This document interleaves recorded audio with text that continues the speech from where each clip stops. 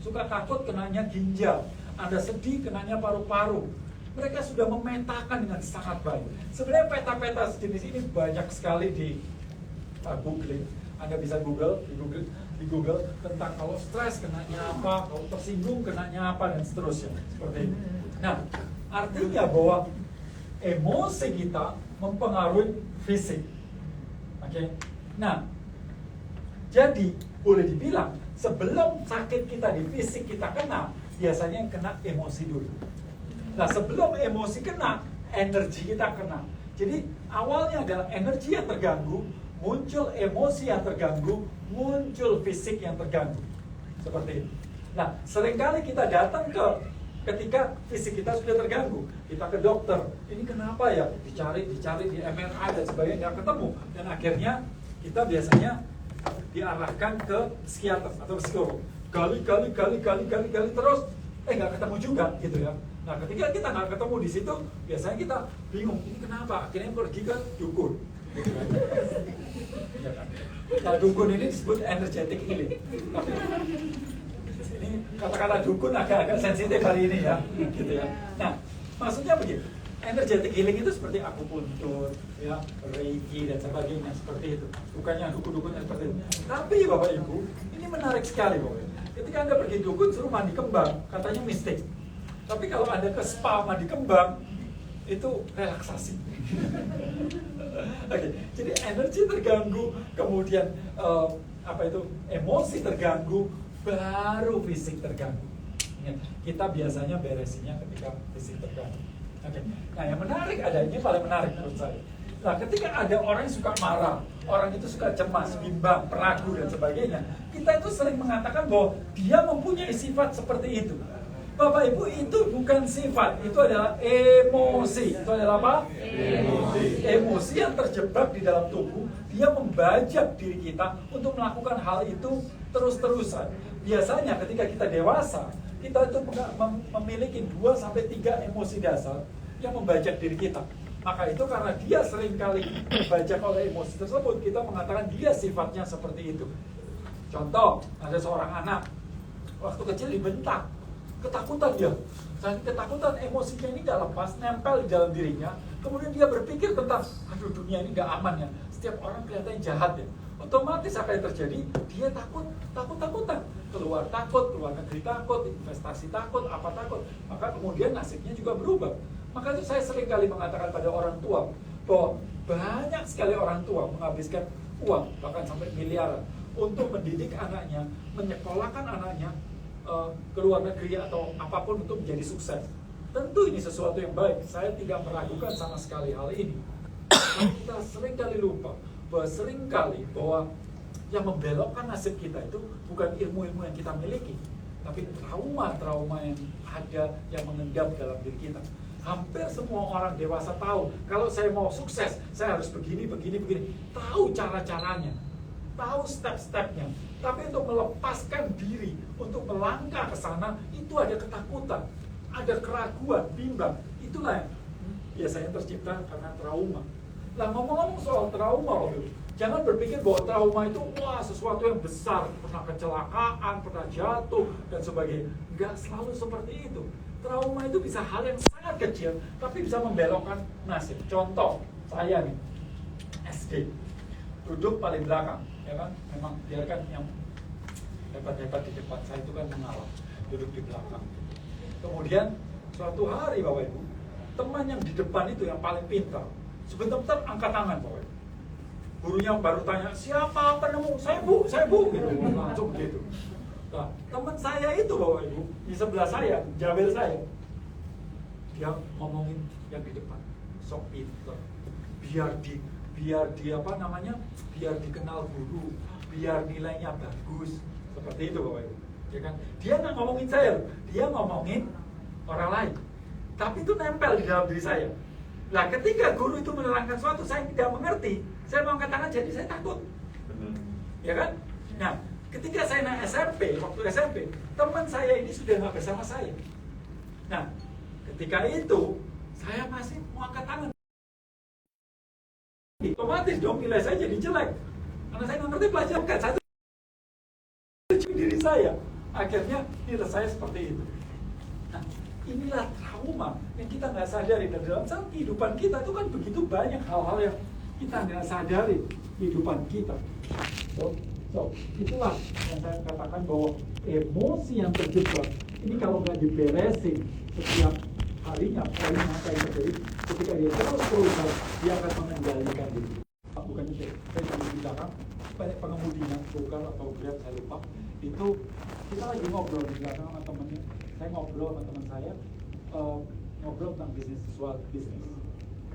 Kemudian tiba-tiba yang di depan itu, pengemudi itu nimpali atau dia langsung nyaut, wah itu bagus Pak bisnisnya, tapi harus dikerjakan sendiri. Saya langsung, Bapak pernah ditipu ya? Loh, kok Bapak tahu? Bapak dukun? Enggak, apa yang Bapak ucapkan itu adalah proyeksi atau proyeksi dari trauma Bapak. Saya bilang gitu. Iya Pak, saya waktu itu kan bisnis sama teman deket banget. Tapi kemudian dia ngambil duit saya, aduh Pak, saya tuh stres banget, sedih banget, kenapa kok dia begitu dan sebagainya. Maka itu mulai saat itu saya nggak percaya Pak sama orang dan saya nggak mau bisnis sama orang lain. Harus lakukan sendiri. Loh Bapak ini pakai gokar, ini kan juga bisnis sama orang lain, saya bilang gitu. Kerjasama. Bapak Ibu, ini menarik sekali. Kita itu diajarkan dari kecil, diajarkan untuk mandiri, betul? Orang tua itu fokusnya adalah bagaimana menciptakan anak mandiri. Bapak Ibu, saya mau mengatakan bahwa manusia Homo sapiens itu bisa berkembang hebat besar seperti sekarang ini bukan karena kecerdasan mandirinya, bukan kemampuan mandirinya, tapi kemampuan bekerja sama. Harusnya kita mendidik anak agar anak kita mampu bekerja sama dengan banyak hal. Nggak ada satu orang bisa bikin ini sendirian, itu nggak ada. Ini adalah, walaupun benda yang sederhana seperti ini adalah hasil dari ribuan orang berkolaborasi bisa menciptakan ini. Maka itu kerjasama itu jauh lebih penting daripada kemandirian itu sendiri. Tapi lagi-lagi, Bapak kita diajarkan untuk itu aja. Oke. So, kembali ke emosi. Bahwa ini menarik Bapak. Bahwa kita seringkali tidak sadar bahwa sifat-sifat kita itu berawal dari masa-masa kecil kita. Ada trauma atau emosi yang terjebak dan kemudian membawa nasib kita berubah seperti sekarang. Ada dua orang mengalami hal yang sama, satunya menghadapi itu dengan marah-marah, yang satunya takut. Loh, kejadiannya sama, tapi yang satu marah, yang satu takut. Hasilnya pasti beda dong. Nah, sekarang kita tahu bahwa emosi mempengaruhi fisik, betul ya? Sekarang saya balik pertanyaan. Apakah tubuh mempengaruhi pikiran? Iya. Oke, ada yang ragu di sini. Betul? Kita akan buktikan sama-sama. Apakah gerakan kita mempengaruhi emosi kita? Iya. Oke, mari kita buktikan. Semua tangannya seperti ini. Ya. Kemudian kakinya disilangkan. Kemudian duduknya agak melonjor sedikit. Melonjor. Bukan singkatan ngelamun jorok ya. Melonjor. Oke, kemudian mukanya merengut, nunduk ke bawah, mulutnya mencucu, maju ke depan. Oke, dalam keadaan seperti ini, tolong pikirkan kebahagiaan. Loh, jangan ketawa, gak usah merubah. Bisa nggak? Tanpa merubah mimik, nggak bisa ya? Oke, sekarang dinetralisir, gerak-gerakin. Ya. Oke, sekarang tegak duduknya, tangan kanan di atas, tangan kiri di atas, lihat ke atas, senyum. Nah, dalam keadaan seperti ini, tolong pikirkan kesedihan. Bisa? Gak bisa. Betul? Kenapa seperti itu? Ini menarik. Saya mau tanya, Pak, lebih gampang mana sebenarnya? Merubah pikiran atau merubah tubuh? Merubah tubuh. Jadi cara tersederhana, cara terprimitif, cara yang paling simpel untuk merubah emosi kita adalah merubah tubuh kita. Di South Carolina Hospital, mereka yang kena manic depression, Bapak Ibu, suruh duduk meditasi gitu, ke atas tangannya tapi senyum, pagi 15 menit, sore 15 menit, Bapak Ibu. Ah, gini, ya. Pak, nanti dikira orang gila. Ya di rumah sakit jiwa ya, nggak apa-apa ya. Mereka sembuh dalam 10 hari tanpa obat dengan berubah gerakan. Nah, ini menarik, Pak. Nah, saya dulu Bapak Ibu mengerti hal-hal seperti ini. Dulu waktu saya stres, teman saya bilang, Ini lu stres? Iya. Yoga sana? Hah? Yoga? Stres saya itu di kepala, saya bilang gitu. Yoga ya kan cuma gini-gini aja. Apa hubungannya? Saya kan ngerti kok. Kemudian saya depresi, pernah umur 20 sekian, hutang saya banyak waktu itu saya ekspor. Kemudian berapa puluh kontainer dan kemudian nggak dibayar waktu itu. Wah, stres kan. Hutang-hutang semua nagihnya ke supplier ke saya gitu. Udah depresi. Teman saya bilang gitu, Bill kok kucel banget. Ya gimana lagi nih, seperti ini keadaan. Saya tai chi, bayangin Bapak Ibu, orang stres utang disuruh tai chi. Pasti nyolot dong. Emang kalau tai chi utang saya bisa lunas, saya bilang gitu. Ya nggak mungkin lah, Bapak Ibu. Menurut kita begitu. Nah, ini yang menarik Bapak Ibu. Selama ini kita itu kalau saya tanya, siapa yang percaya Tuhan? Semua percaya Tuhan. Siapa yang percaya keajaiban? Semua percaya keajaiban. Bahkan di gereja cerita nyanyi soal keajaiban itu ada nyata dan sebagainya. Sekarang pertanyaannya, siapa sih yang menghalangi keajaiban itu terjadi? Diri sendiri. Diri kita sendiri kan? Saya mau mengatakan bukan keajaiban kebal loh Bapak Ibu, bukan keajaiban bisa menggandakan uang dan sebagainya. Tapi saya mau mengatakan begini, ketika pintu kita tertutup satu, ada begitu banyak pintu yang terbuka. Betul? Tapi kan kita seringkali mandang di pintu itu sendiri. 1 tambah 1 ya 2. Selain 2 ya salah. Padahal ada banyak 3 kurang 1, 4 kurang 2 dan sebagainya. Jadi kita terus-terusan mandang pintu itu. Pokoknya kalau saya tanpa dia, saya nggak akan bahagia. Ya sudah. Ini siapa yang menghalangi siapa? Diri kita sendiri. Saya punya sebuah cerita, yang cukup fenomenal sebenarnya tentang seorang kerabat saya yang anak muda umur 25 dengan hutang 3,5 miliar. Wah, nggak kerja 3,5. Saya ketemu dia, stresnya berat. Saya tanya, dia baru mau ngobrol, punya hutang segini. Saya bilang, ini bukan kejadian pertama kali, ada berkali-kali kelihatannya. Dan kelihatannya ada sabotase di dalam bawah sadar kamu. Apa itu? Wah, gak ngerti. Orang lagi utang kalau dijelasin rumit-rumit kan enggak. Udah gini aja lah. Ada sebuah pelatihan, ayo ikut. Saya bilang, kelihatannya cocok. Oh iya, berapa? Waktu itu harganya belasan juta. Dia bilang, wah, mana bisa, Bin?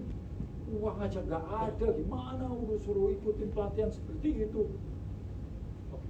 Saya ngomong sama orang tuanya nggak tahu kejadiannya apa, tapi orang tuanya bilang ya udah, daripada dia stres terus, ini kamu berangkat aja sama dia, duit dari saya. Berangkat. Hari pertama Bapak Ibu merokok di luar, ntar masuk keluar lagi, nggak ngerti apa. Hari kedua juga, hari ketiga ketika duduk, dia masuk kayak meditasi begitu, tiba-tiba dia bangkit, bangun dan merangkul saya, menangis, bilang terima kasih. Saya bilang, memang kenapa? Utang kamu lunas? Enggak, tapi makasih, saya tahu kenapa saya seperti ini selama ini. Berulang kejadian itu, ternyata ada trauma dalam diri saya begini. Cerita. Oke, pulanglah, karena kita beda kota ya. Sebulan lagi, kemudian saya datang ke dia. Saya tanya, gimana keadaan kamu? Jawabannya cuma satu kata, lunas. Saya tahu, saya sudah bisa membaca pikiran Bapak Ibu. Iya caranya 3,5 miliar 1 bulan Pak, tolong kasih tahu. Ya jelek-jelek ini agak dukun loh saya.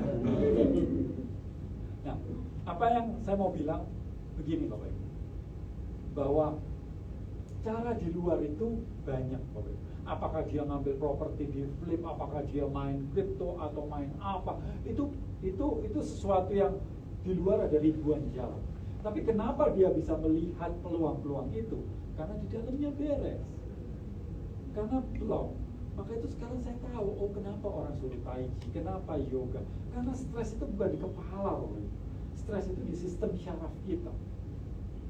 Jadi ketika kita tegang, ini udah nggak bisa mikir, maunya cuma fight or flight saja.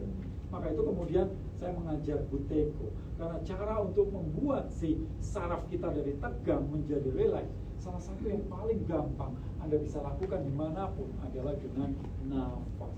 Ketika Anda mengubah nafas Anda mengubah konsilasi dalam saraf Anda, merubah dari simpatik ke parasimpatik. Dan itu yang paling gampang. Tapi kalau Anda salah nafas, maka sepanjang hidup Anda akan tegang terus. Maka itu kemudian saya bercerita tentang kenapa nafas dengan tidur itu sangat berhubungan. Orang-orang yang nggak bisa tidur itu bukan nggak ada pikiran. Yes, ada masalah psikologi, tapi lebih banyak karena masalah pernafasan. Itu menurut Pak Yogi. Dan penelitian-penelitian kenapa kok energi meningkat, kenapa kita bisa punya kemampuan olahraga bagus dan sebagainya, urusannya nafas. Tapi hari ini saya nggak berbicara banyak oleh nafas karena banyak sekali yang sudah ikut Budeko, betul? Tapi yang nggak ikut pastikan ikut ya, oke? Nah, jadi apa yang saya mau katakan bahwa tubuh dan pikiran itu adalah satu kesatuan yang tidak bisa dipisahkan. Karena ketika kita stres, pikiran itu susah dikendalikan, maka kita mengendalikannya dengan tubuh. Kita merubah tubuh kita, mengubah fisiologi kita agar emosi kita atau pikiran kita berubah. Oke? Jelas? Oke, good. Sekarang kita akan masuk beberapa cara untuk bagaimana kita bisa ketika stres, apa-apa saja yang harus dilakukan.